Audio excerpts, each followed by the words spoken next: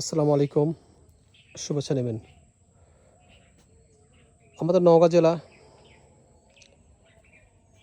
কৃষি নির্ভরশীল এলাকা।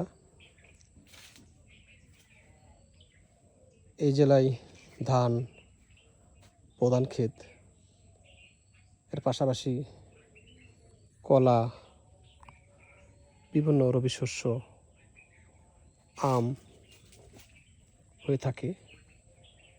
বিশেষ করে ধান আর আমটি আমাদের বাংলাদেশের জাতীয় পর্যায়ে ভূমিকা রাখছে উল্লেখযোগ্যভাবে।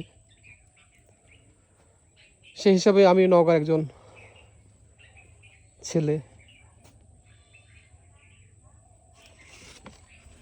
নওগাঁ ছেলে হিসাবে পারিবারিকভাবে আমি একজন কৃষক। মাঝে মধ্যে আমি আমাদের যে ক্ষেতগুলো থাকে ওগুলো দেখতে একা একাই বেরিয়ে পড়ি। এর ভালো লাগে, আমার মনটা ভরিয়ে যায়। এই যে আমার এই জমিতে, মানে আমাদের জমিতে কলার গাছ লাগানো হয়েছে। আমার এক বন্ধু সঞ্জিত চৌধুরী উনি লাগিয়েছেন। আলহামদুলিল্লাহ খুব ভালো কলা হয়েছে, খুব ভালো লাগছে।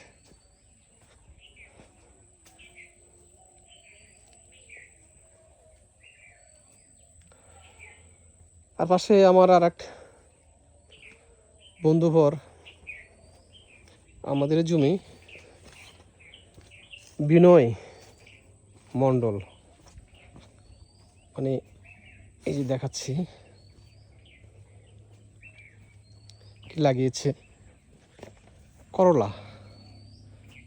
কিন্তু করলা গাছগুলো বেড়ে উঠছে, সুন্দর লাগছে। মাঝে মাঝে একটু ফুল আসার মতো হয়েছে, যে আসতেছে হয়তো অল্প দিনের ভিতরে করলা কিন্তু এই ক্ষেত থেকে তুলে বিক্রি করতে পারবে। পাশে ওটা পটলের ক্ষেত, ওটা যে ফুল আসছে।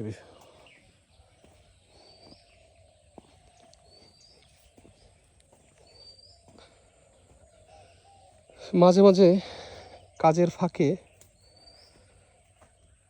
মন চাই একটু ঘুরিয়ে আসি বিভিন্ন জায়গা থেকে, আর ওটা আমি করিও থাকি। একটু সময় পেলে বিভিন্ন জায়গায় ঘুরতে বেরিয়ে পড়ি। ঘোরার জন্য আমি খুব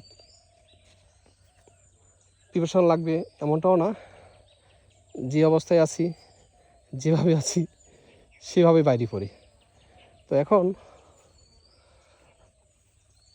এই যে পটল ক্ষেত, এই যে এখানে গাছে পটল ধরছে, আলহামদুলিল্লাহ খুব ভালো পটল ধরছে।